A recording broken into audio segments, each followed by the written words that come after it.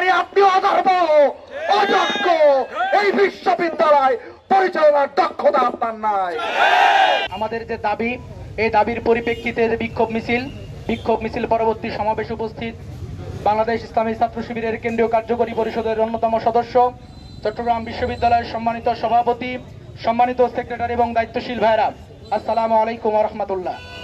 সম্মানিত উপস্থিতি, আমরা আজকে আমাদের যে দাবিগুলো উপস্থাপন করেছি, আমার মনে হয় এই ক্যাম্পাসের 28,000 স্টুডেন্টের দাবি হলো যে আমাদের জন্য নিরাপদ ক্যাম্পাস নিশ্চিত করতে হবে। আমাদের যে সকল ভাইরা হসপিটালের বেডে এখনো কাতরাচ্ছে, যারা প্রাথমিক চিকিৎসা নিয়ে তাদের হলগুলোতে কেউ 6 সপ্তাহ, কেউ 5 সপ্তাহ, কেউ 2 সপ্তাহ রেস্টে রয়েছে, তাদেরকে উন্নত চিকিৎসা নিশ্চিত করা দরকার। এই দাবি বোধ হয় এই ক্যাম্পাসের প্রত্যেকটি শিক্ষার্থীর জন্য। আমরা বলেছি বিচার বিভাগীয় তদন্ত করতে হবে। এই ঘটনা শুরু হওয়ার সময় থেকে শুরু করে এই ঘটনাকে যারা উস্কানি দিয়েছে, এই ঘটনাকে রাজনৈতিক সংগঠনগুলো নতুন করে তকমা দিয়ে এই সংগঠিত ঘটনাকে আবার নতুন করে সহিংসতার দিকে যারা ধাবিত করছে, তাদেরকে নতুন ভাবে এই গণতদন্তের মাধ্যমে তাদেরকে বিচারের আওতায় নিয়ে আসতে হবে। অতি দ্রুত সময়ের মধ্যে গ্রেপ্তার করতে হবে। যদি গ্রেপ্তার করতে না পারেন, আপনি ভিসি মহোদয়, আপনাকে অতি দ্রুত সময়ে অবশ্যই পদত্যাগ করতে হবে। আপনি প্রভিসি আপনি মনে করলে হবে না, বুবার কোনো শত্রু নেই, মুখ বন্ধ রাখলে হবে না। যদি আপনি নিরাপত্তা দিতে না পারেন, তাহলে আপনাকেও পদত্যাগ করতে হবে। আপনি এই যে লাল দালান তৈরি করেছেন, বক্তার মহোদয় আপনাকে বলছি, আপনি আর কোন তালবানা করলে চলবে না, আপনাকেও পদত্যাগ করতে হবে। আমরা বলতে চাই, বলজ্জার বিষয়, ছাত্রলীগের দেশে অস্ত্র ছিল, কিন্তু আমরা লক্ষ্য করেছি যে অস্ত্র 5 তারিখে উদ্ধার করেছিলেন, সেই অস্ত্র আপনার নিরাপত্তা দপ্তরে ছিল। এই নিরাপত্তা দপ্তর কয়েকটি মাত্র দেশীয় অস্ত্র নিরাপত্তা দিতে পারেনি। এই নিরাপত্তা দপ্তরে যারা কর্মরত রয়েছে, এই কর্মচারীদেরকে পদত্যাগ করতে হবে। আমাদের ভাষা পরিষ্কার, ইসলামী ছাত্র শিবির 30 এবং 31 তারিখের ঘটনায় তারা দায়িত্ববান ভূমিকা পালন করেছে। তারা চেষ্টা করেছে, চিহ্নিত তারা সন্ত্রাসী রয়েছে, তারা দেশের প্রচলিত আইন শৃঙ্খলা বাহিনী এবং বিশ্ববিদ্যালয় প্রশাসন তাদেরকে গ্রেপ্তারের আওতায় নিয়ে আসুক এবং সঠিক বিচার হোক। কিন্তু আমরা লক্ষ্য করেছি কিছু কিছু সংগঠন দায়িত্ববান হওয়া সত্ত্বেও আমাদের উপর নতুন দোষারোপের চেষ্টা করছেন। তাদেরকে শুধু বলতে চাই, আমরা আমাদের ভাই মনে করি আপনাদেরকে, যারা মনে করেন এটা নিরাপদ ক্যাম্পাস দরকার। আমরা ভাই মনে করি তাদেরকে, যারা মনে করেন এই শিক্ষার্থীদের চিকিৎসা দরকার। কিন্তু যদি কোনো মমবাতির চেষ্টা করেন, নতুন করে যদি ছাত্র শিবিরকে চোখ লাগানোর চেষ্টা করেন, আমার মনে হয় এই ক্যাম্পাসের 28,000 স্টুডেন্ট তা কখনোই মেনে নেবে না। কারণ গত একটি বছর আগস্ট এই ক্যাম্পাসের প্রত্যেকটি শিক্ষার্থী, প্রত্যেকটি কর্মচারী, প্রত্যেকটি শিক্ষক দেখেছে ইসলামী ছাত্র শিবির কতটা দায়িত্বপূর্ণ দায়িত্ব পালন করেছে। সুতরাং ইসলামী ছাত্র শিবিরকে নিয়ে ষড়যন্ত্র করার পূর্বে আগে আত্মসমালোচনা করুন। শত শিক্ষার্থীরা আহত হয়েছে, এখনো হাসপাতালের বেডে আমাদের ভাইয়েরা কাতরাচ্ছে, আইসিইউতে এখনো আমাদের ভাইয়েরা রয়েছে।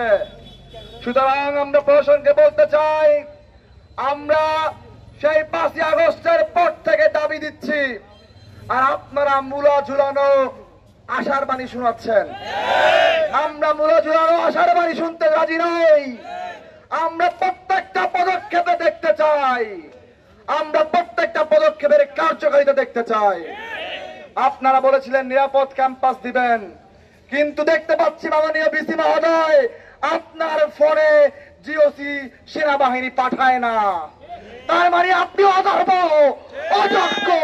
এই বিশ্ববিদ্যালয় পরিচালনার দক্ষতা আপনার নাই।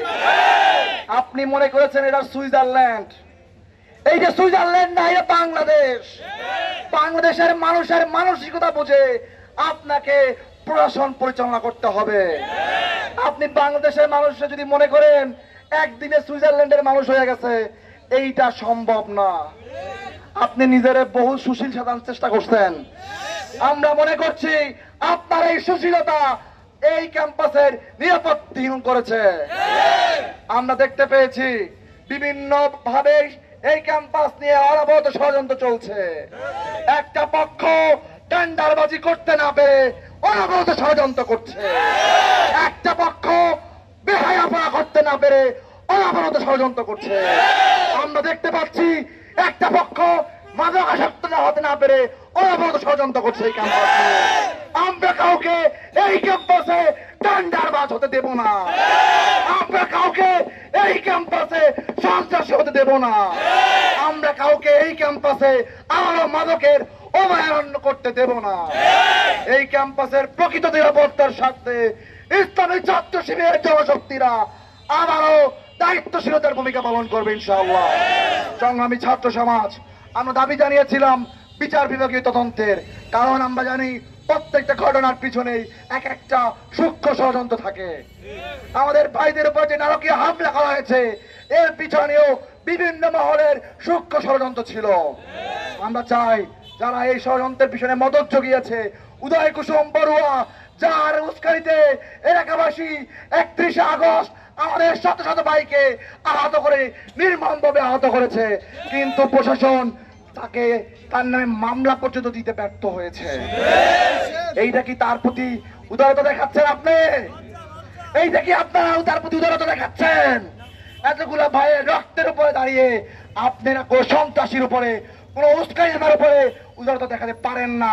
যদি উদারতা দেখান তাহলে আপনারা এই 2,500 শিক্ষার্থীর অভিভাবক না। সম্মানিত উপস্থিতি, আমরা দেখেছি বিভিন্নভাবে হামলায় জড়িতদের বিভিন্ন রাজনৈতিক পরিচয় রয়েছে, যার কারণে তারা বিভিন্নভাবে এই মামলা থেকে, এই বিচার থেকে তারা পার পেয়ে যাচ্ছে। সুতরাং আমরা আজকে বলতে চাই, যারা এই হামলার সাথে জড়িত ছিল বিচার বিভাগীয় তদন্ত কমিশন গ্রহণ করে এইটা আবার সিন্ডিকেটে নাকি পাশ করছে।